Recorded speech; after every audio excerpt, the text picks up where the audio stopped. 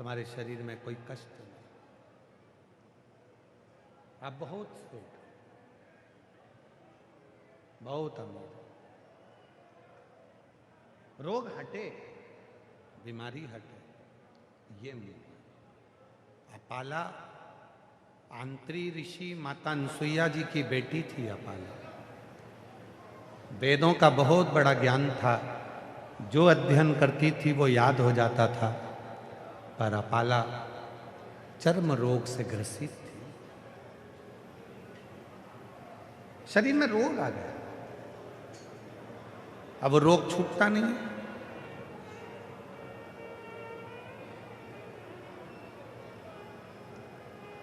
कभी कभी जिंदगी में ऐसा होता है कि बहुत तुम विद्वान हो जाते हो, बहुत विद्वत्ता हो जाती है, बहुत बड़े पद पर पहुंच जाते हो, बहुत बड़े ओहदे पर आ जाते हो, बहुत पढ़ लिख लेते हो, बहुत ज़्यादा ज्ञानी हो जाते हो, तो तुम किसी की बात मानते नहीं। फिर तुम्हें किसी की बात अच्छी नहीं लगती। पहले के लोग और आज के लोगों में अंतर है। पहले के समय में लोग समझते थे, फिर समझाते थे।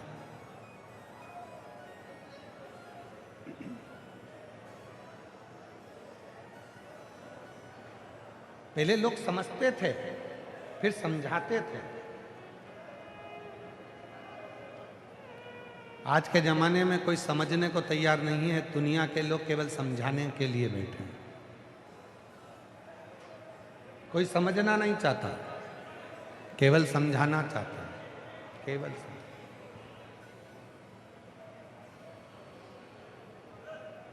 और शिव पुराण कहती है, जिसने जिंदगी में समझ लिया वही समझाए तो अच्छा है, और जो समझा ही नहीं, केवल समझा ही रहा है, उसमें श्रेष्ठता नहीं, उसमें फिर श्रेष्ठता नहीं हो सकती। स्वयं समझो पहले। और यहां तक शिव पुराण की कथा कहती है, सास को बहू के हृदय की बात को समझना चाहिए और बहू को सास के हृदय की बात समझना चाहिए। जब दोनों एक दूसरे की बातों को समझ लेते हैं, पत्नी को पति के भाव समझना चाहिए, पति को पत्नी के भाव समझना चाहिए। जब दोनों एक दूसरे के भाव समझ लेते हैं तो जिंदगी में कभी क्लेश नहीं होता।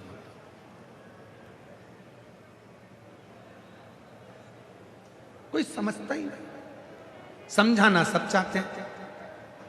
बच्चे माँ बाप को समझा रहे हैं, माँ बाप बच्चों को समझा रहे हैं, सास बहू को समझा रही है, बहू सास को समझा रही है, पति पत्नी को समझा रहा है, पत्नी पति को समझा रही है, जेठानी देवरानी को समझाना चाहती है और देवरानी जेठानी को समझाना चाहती है। समझना कोई नहीं चाहता। फिर समझेगा कौन? सीवर वाले बाबा को बुला लो, समझ ले। समझेगा कौन? समझना। एक बात पूछें, जरा उत्तर दीजिएगा। जिस बर्तन में भोजन बनाते हो उस बर्तन को मांज लेते हो, साफ कर लेते हो, फिर उसमें दूध की बदबू आती है क्या? दूध की गंध आती है क्या? खुशबू आती है क्या? सब्जी बनाते हो, मांज लेते हो, साफ कर लेते हो, उसमें सब्जी की गंध आती है क्या? नहीं। खीर की गंध आती है क्या मांजने के बाद? बर्तन को साफ कर लिया, फिर बर्तन में ना खीर की गंध आती है, ना सब्जी की गंध आती है, ना उस बर्तन में फिर सीरे की गंध आती है, ना उस बर्तन में फिर किसी भी तरह की गंध आती है। पर उसी बर्तन में अगर घासलेट का तेल भर कर रख दो और फिर उसको खाली करो और फिर उसको साफ करो, मांजो, धो, तो घासलेट की गंध चली जाती है क्या? नहीं, फिर वो गंध रहती, फिर वो गंध नहीं जाएगी, फिर वो गंध समाप्त नहीं होगी, फिर वो गंध रहेगी। 4 बार मांज लो तो भी घासलेट की गंध रहती है। 25 बार साफ कर लो तो भी घासलेट की गंध रहती है। डीजल की गंध रहती है, वो डब्बे में बर्तन में वो गंध आती ही रहती है उसमें। उसी तरह अच्छे कर्म कर लिए तो एक ही बार में संसार से चले गए, फिर दूसरा जन्म नहीं हुआ, एक बार में बर्तन साफ। अच्छा कर्म कर लिया, भगवत भजन कर कर, मंत्र जाप कर कर, नाम जाप कर कर, अच्छा कर्म कर कर, गौ माता की सेवा कर कर, भूखे को भोजन करा कर, प्यासे को पानी पिलाकर, कोई अच्छा कर्म कर कर जब तुम चले गए, एक बार में बर्तन साफ हो गया, एक बार में। बस अब अगला जन्म नहीं, फिर जन्म नहीं। और मान लो बेकार कर्म कर कर गए, वो घासलेट का तेल का बर्तन हो गए, तो बार बार मांजो तो भी साफ नहीं होता। जितने जन्म लोगे हर जन्म में भुगतना पड़ेगा, साफ नहीं होगा, साफ हर जन्म। और मत बुरे कर्म कर बंदे, वरना पछताएगा, भगवान की आंखों से तू बच नहीं पाएगा, तू बच नहीं पाएगा।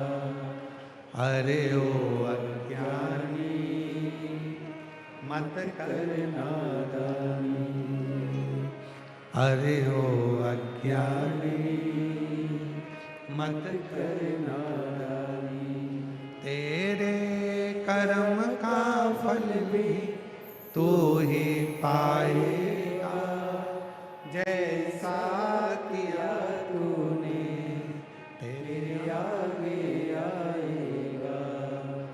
मत बुरे कर्म कर बंदे, वरना पछताएगा, भगवान की आंखों से तू बच नहीं पाएगा, तू बच नहीं पाएगा। अरे ओ अज्ञानी मत कर नादानी, अरे ओ अज्ञानी मत कर नादानी। कर्म का भोग भोगना पड़ेगा बार बार। घासलेट के बर्तन को कितनी बार भी साफ करो, उसमें घासलेट की बदबू आती ही है। सब्जी बनाई, साफ करा, गंध नहीं आई। खीर बनाई, साफ करा, गंध नहीं आई। पर घासलेट रखा था बर्तन में तो फिर गंध आई। बुरे कर्म कर कर जाओगे तो इस संसार सागर में बार बार जन्म लेना पड़ेगा, बार बार भोगना पड़ेगा। फिर पुनरपि जननम पुनरपि मरणम का ये प्रपंच चलता है, चलता। अपाला कह रही है कि शरीर में रोग है, विद्वान है, जो पुराण पढ़ती है, जो वेद पढ़ती है, वो वेद कंठस्थ कर लेती है अपाला, पर शरीर में रोग लगा हुआ है, शरीर में कष्ट है,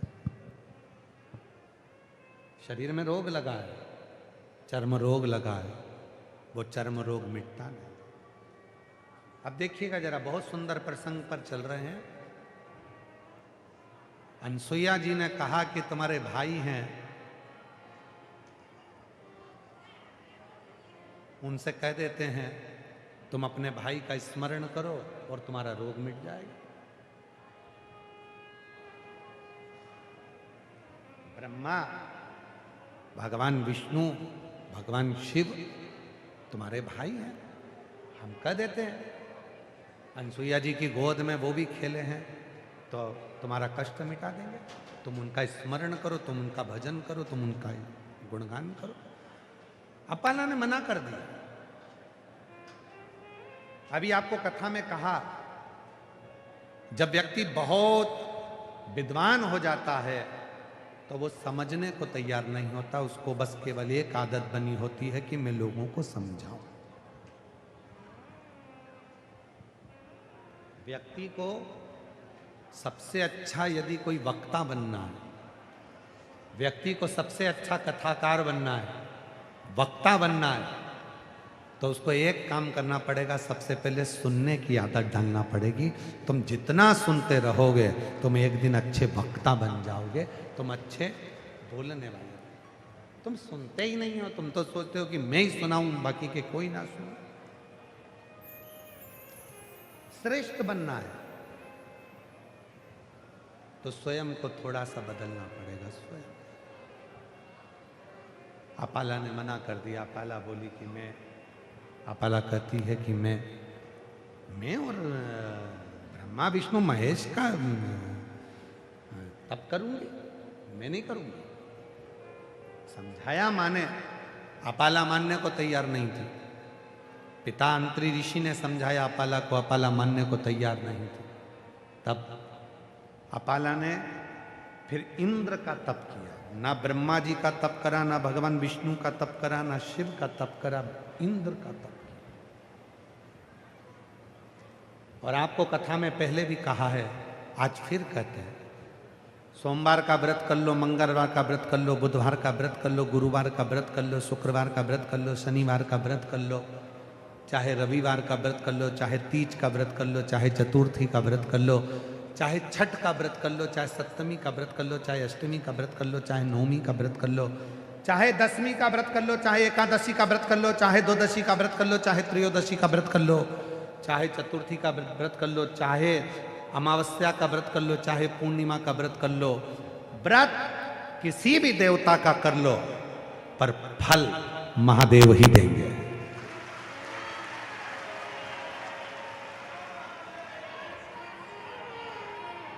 व्रत किसी का भी करो,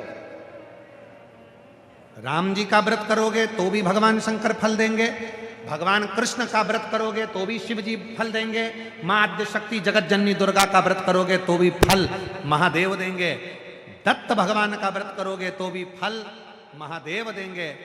क्यों? क्योंकि मृत्यु लोक के देव हैं देवाधिदेव महादेव। ब्रह्मा ब्रह्म लोक के, भगवान विष्णु वैकुंठ लोक के, कोई गौ लोक के भगवान कृष्ण, सारे लोकों के देवता सारे देवता हैं। पर मृत्यु लोक में तुम्हारा जन्म हुआ है, यहाँ जो करोगे उसकी फाइल बनकर ऊपर जाएगी, यहीं से सिग्नेचर होकर जाएंगे कि इसको वैकुंठ भेजना है कि नरक भेजना है। तुम्हारी पूरी फाइल शिव देखकर भेजते हैं। इसलिए यहाँ रहने के बाद तुम कोई सा भी व्रत करो, चाहे तुम्हारी मर्जी पड़े जो व्रत कर लो, जिस देवता का कर लो, पर उस पे सील ठप्पा तो महादेव का ही लग कर जाएगा और उसी का फल करो।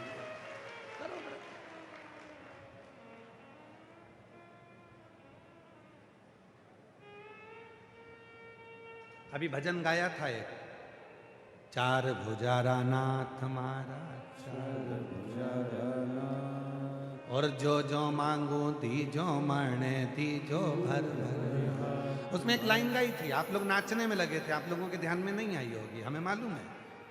तुम नाचने में इतने मस्त थे कि तुम लाइन पे क्या ध्यान दो, तुम अपनी लाइन देखो कि दूसरे की लाइन देखो। उसमें एक लाइन गाई थी, एकादशी की मृत्यु दीजे द्वादशी को दान, एकादशी की मृत्यु दीजे द्वादशी को दान। उसमें यह नहीं कहा कि एकादशी को दाग दीजो, एकादशी की मृत्यु दीजे द्वादशी को दाग, क्योंकि द्वादशी तिथि प्रदोष मेरे शंकर की तिथि है। जब मरकर उसके पास जाऊंगा तो हिसाब पूरा कर देगा। एकादशी की मृत्यु दीजे द्वादशी को दाग, एकादशी की मृत्यु दीजे द्वादशी को दाग। महाराज एकादशी की मृत्यु दे देना, पर दाग लगे तो द्वादशी को लगे, एकादशी पे नहीं द्वादशी पर लगना चाहिए।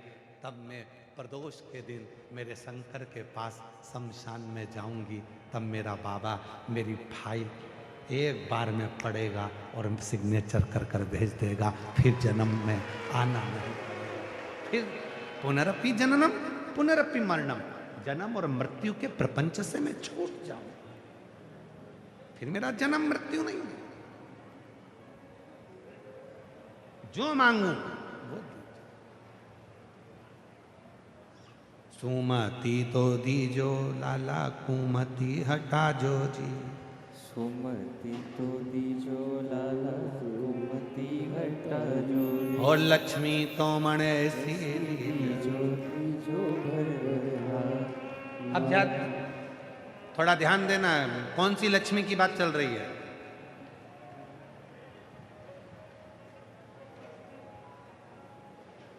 कौन सी लक्ष्मी? तो कहा वो लक्ष्मी, हे भोलेनाथ, माता ख्याति की बेटी लक्ष्मी।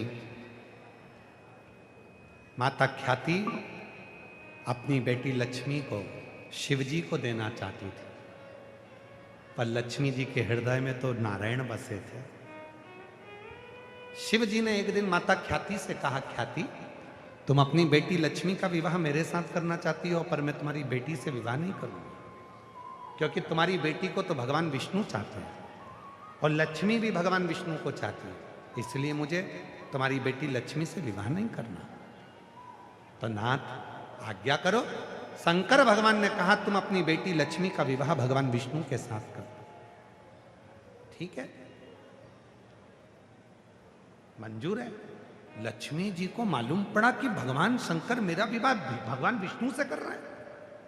इतनी प्रसन्न हो गई लक्ष्मी, दौड़ कर आई भगवान शंकर के पास में, बाबा मेरी माँ तो आपके साथ विवाह करना चाहती थी, पर आपने मेरी मन की दशा देख ली और मेरा विवाह भगवान विष्णु से करा रहे।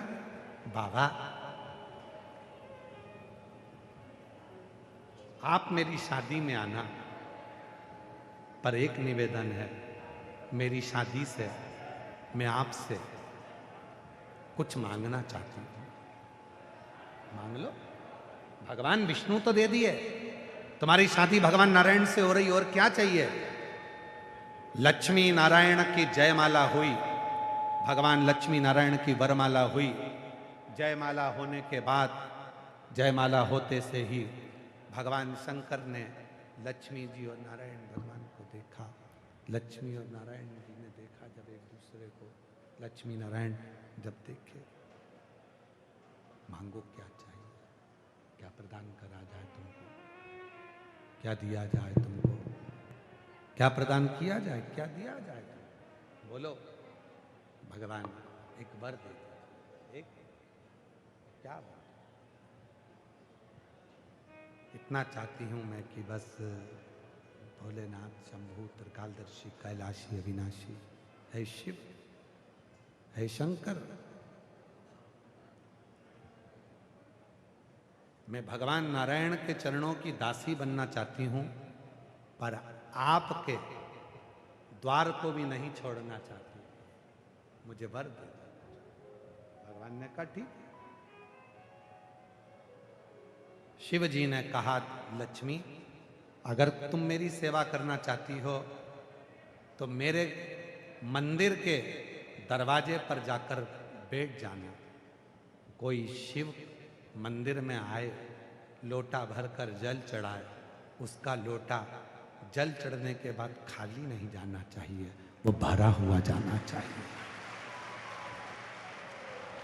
उसमें कोई दूसरा नहीं बैठेगा, उसमें अगर कोई दूसरा नहीं बैठेगा, उसमें बैठेगी, उसमें लक्ष्मी बैठकर, लक्ष्मी उसमें बैठकर, स्वयं माता लक्ष्मी उसमें बैठकर जाए उस भक्त के दरवाजे तक, उस भक्त के द्वार तक, स्वयं लक्ष्मी उसमें बैठे, लक्ष्मी उसमें बैठकर जाए।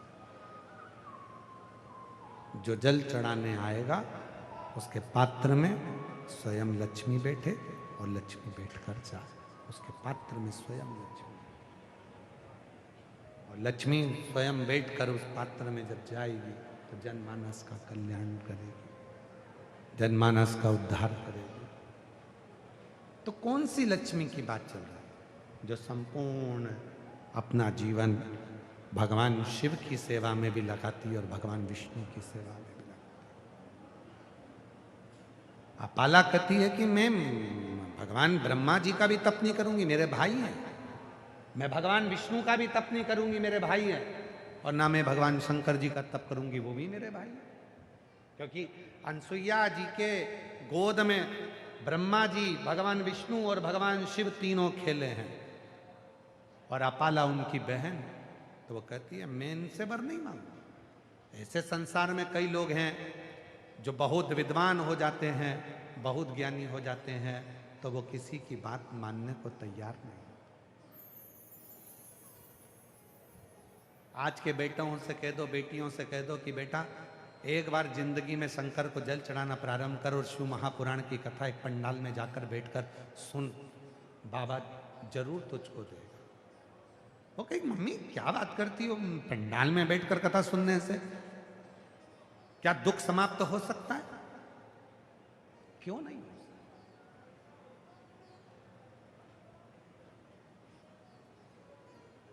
एक बात पूछें आप लोगों से, उत्तर देना जरा।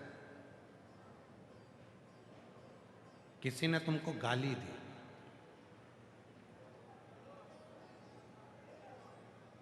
शादी में,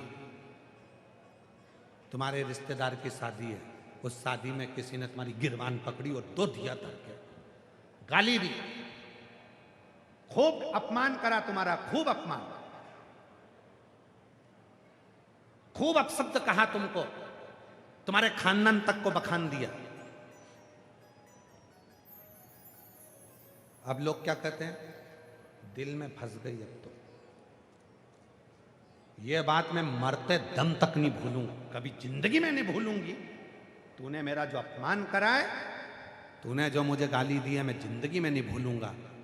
चार लोगों में मेरी इज्जत खराब कर दी तूने, जो अपमान करा मैं जीवन भर नहीं भूलूंगा।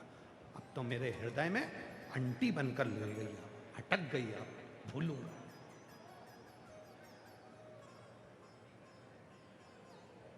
अब आपसे पूछें, यहां तक तो आपने सुन लिया।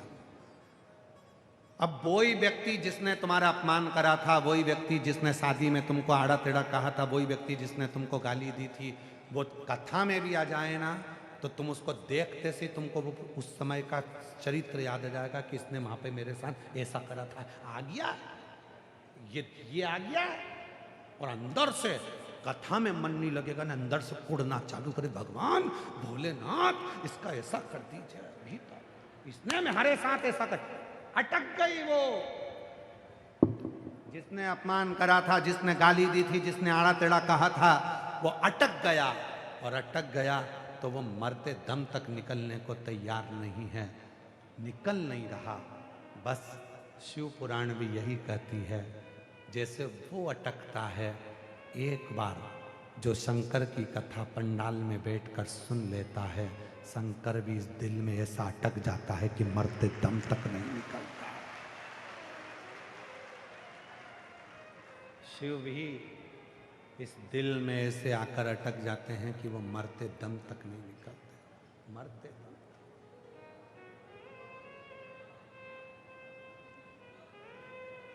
भोला जीवड़ा में ऐसो समाय गयो री, मेरी तन मन की सुध बुध भोलाय गयो री। शंभो हिवड़ा में सो समाय गयो री, मेरी तन मन की सुध बुध भोलाय गयो री। देखूं जिधर में उतही आवे, देखूं जिधर में उतही आवे, भोला हिवड़ा में सो समाय गयो री, मेरी तन मन की सुध बुध भोलाय गयो री। शंभो हिवड़ा में सो समाय गयो री, मेरी तन मन की सुध बुध भोलाय गयो री। एक भीतर शिव आकर बैठ गया। अपाला कर रही है, मैं शंकर जी को नहीं भजूंगी। अपाला कर रही है, मैं भगवान विष्णु को नहीं भजूंगी। अपाला कर रही है, मैं ब्रह्मदेव को नहीं भजूंगी, क्योंकि ये मेरे भाई हैं। शिव पुराण कहती है, अगर ज्ञान देने वाला, दुख मिटाने वाला अपना खुद का क्यों ना हो, तो भी प्रसन्नता से अपने दुख को मिटाना चाहिए। परम विद्वत्ता का भीतर ज्ञान भरा हुआ है, समझने को तैयार नहीं। अंतरिषि ने कहा, अनसुईया जी ने कहा, अपाला शिव सबको निरोध करते हैं, तू उनसे बोल। नहीं बोल। अपाला ने इंद्र का तप किया, और इंद्र का तप जब अपाला ने करा, महाराज समझाने वाला कितना भी समझाए, पर समझने वाले को भी तो विवेक चाहिए। एक पत्र है, अच्छा है, एक पत्र लिखा है एक बहन ने, अच्छा है।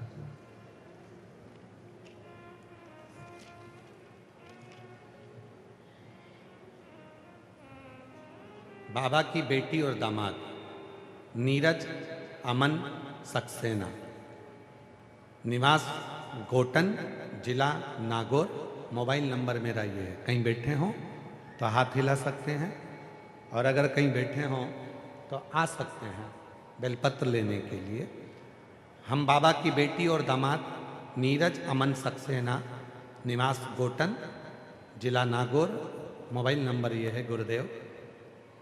विश्वास नहीं होता है कि कुबेर भंडारी के दर्शन, कंकर शंकर की पूजन, मंदिर में झाड़ू और पोछा करना, पिंडी पर जल चढ़ाना, पंडाल में बैठकर कथा सुनने का, बेलपत्र के वृक्ष की छांव में बैठकर पार्थिव शिवलिंग निर्माण का क्या फल होता है? आदमी की जिंदगी बदल जाती है गुरुदेव। गुरुदेव 27 साल हमने बहुत संघर्ष किया, कभी किसी रिश्तेदार परिवार का सहयोग नहीं मिला, धोखे जरूर मिले। गुरुदेव आप व्यासपीठ से हमेशा कहते हो, बाबा बुलाता है उसी को जिसको बाबा को देना होता है। कुबेरेश्वर धाम वही आता है, कंकर शंकर की पूजन वही करता है जिसको बाबा को देना होता है। गुरुदेव 27 साल दुख के देखे, और बाबा की कृपा से ये मेरी पंडाल में 12वीं कथा है, 12वां पंडाल है मेरा कथा सुनने का। गुरुदेव बाबा की पहली कथा पंडाल में बैठकर 3 जुलाई 2023 को पुष्कर राजस्थान की कथा में सुनी थी। वहीं पर बैठकर पंडाल में कथा सुनी। 27 साल तक संघर्ष ही संघर्ष रहा, धक्के खाए जिंदगी ने।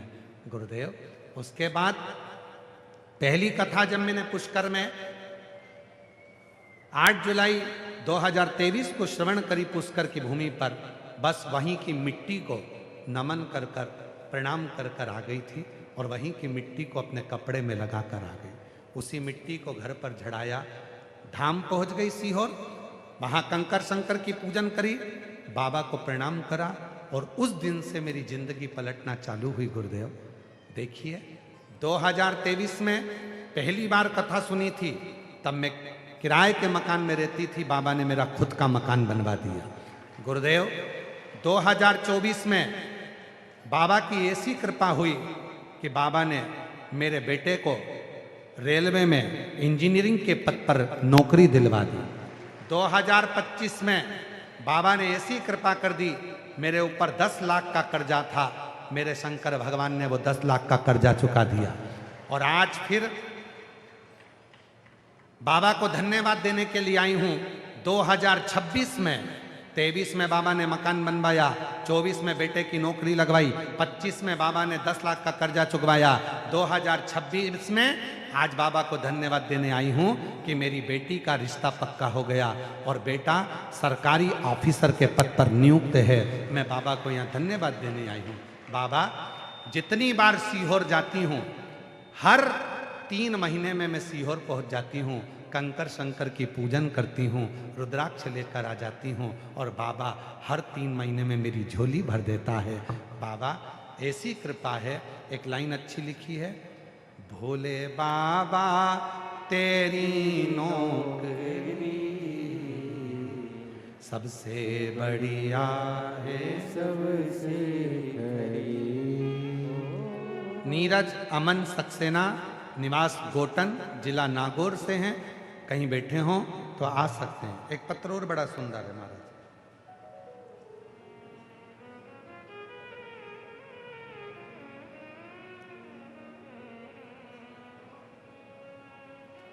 मेरा नाम संध्या सैनी, उम्र 25 वर्ष। मैं भीलवाड़ा जिले के सहाड़ा तहसील की गंगापुर कस्बे की रहने वाली हूँ। कहीं बैठी हूँ, हाथ हिला सकती हैं। मेरा नाम संध्या सैनी, उम्र 25 वर्ष। कहीं बैठी हों तो आ सकती हैं। भीलवाड़ा जिले के सहाड़ा तहसील की गंगापुर कस्बे की रहने वाली हैं।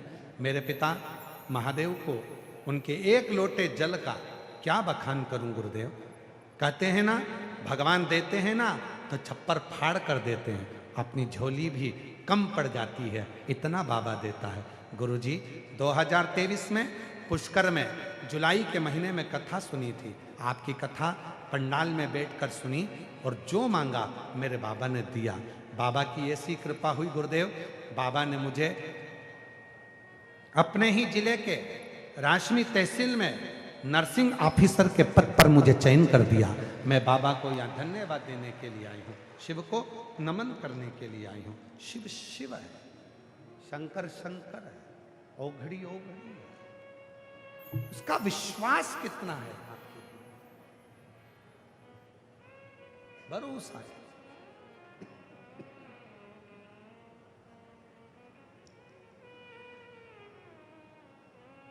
तेरे दरवाजे की चाबी सबसे बढ़िया है सबसे खरी। ओ भोले बाबा तेरी नौकरी सबसे बढ़िया है सबसे खरी।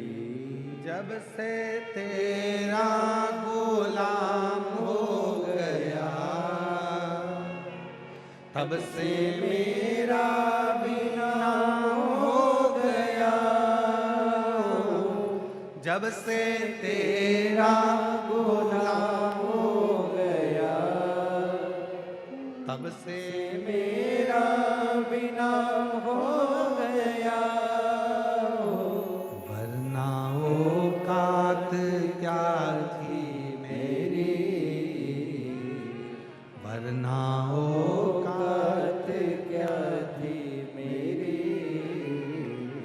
सबसे बढ़िया है सबसे खरी। भोले बाबा तेरी नौकरी सबसे बढ़िया है सबसे खरी। मेरे बाबा तेरी नौकरी सबसे बढ़िया है सबसे खरी। उसकी चाकरी, उसकी गुलामी, उसका भजन, उसका स्मरण, उसका कीर्तन, उसका मंत्र जाप, उसकी सेवा। और भीलवाड़ा की इस पवित्र धरा पर आज दिल से कहूँ, आप भले कहीं से भी आए हो कथा सुनने के लिए, पर अपने बाप के यहाँ से खाली नहीं जाओगे। देखो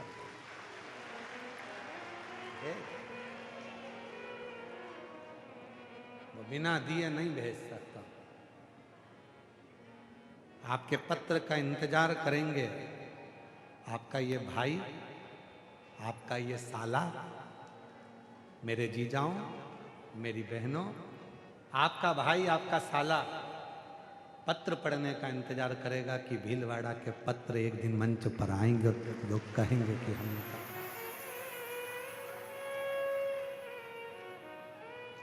पत्र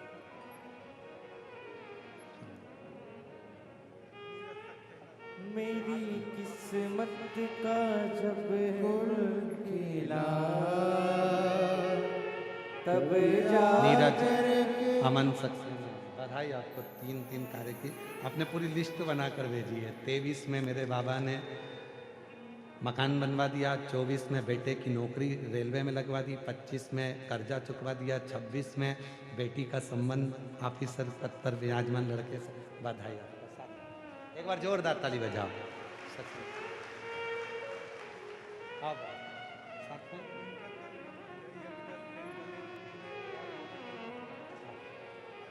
इनका कल का पत्र था यज्ञदत्त जी सेन।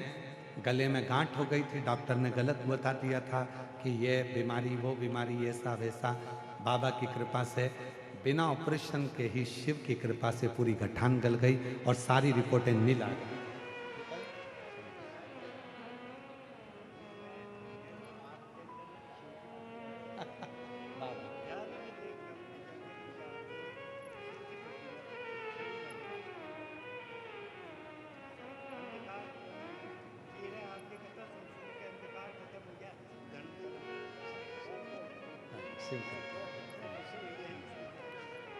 गले में गांठ हो गई थी, डॉक्टर ने बहुत कुछ कह दिया था। भैया कहते हैं कि कथा सुनता हूँ तो व्यासपीठ पर लगता है आप तो नहीं दिखते पर शिव दिखता है, ऐसा लगता है कि वो संभाल। और वही हमारे दुखड़े को कहने लगे जिंदगी जीने का तरीका आ गया। इतनी बड़ी बीमारियों से भी अगर कोई ठीक हो जाए तो वो शिव ही कहलाए।